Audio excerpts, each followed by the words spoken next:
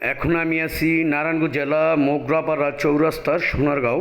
তো এখানে দেখতেছেন নানান রকমের বিস্কিট এবং চানাচুর, ডাইল ভাজা, ডাবলি ভাজা এবং বিভিন্ন ধরনের মজা বিক্রি করে। এখন শীতকাল এসেছে, এই যে খেজুরের গুড় দিয়ে পিঠা খাবেন, সেই খেজুরের গুড় কিছুটা হলো সোনারগাঁও মোগরাপাড়া চৌরাস্তা এসেছে।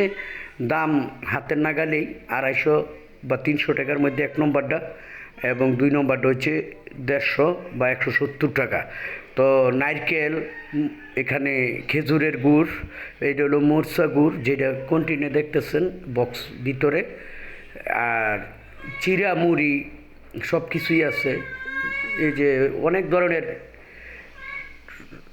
পণ্য এখানে পাওয়া যায়। যদি ভিডিও ভালো লাগে লাইক কমেন্ট করে আমার পাশে থাকবেন। প্রতিনিয়ত সুন্দর সুন্দর ভিডিও দেওয়ার জন্য আমি প্রস্তুত থাকি।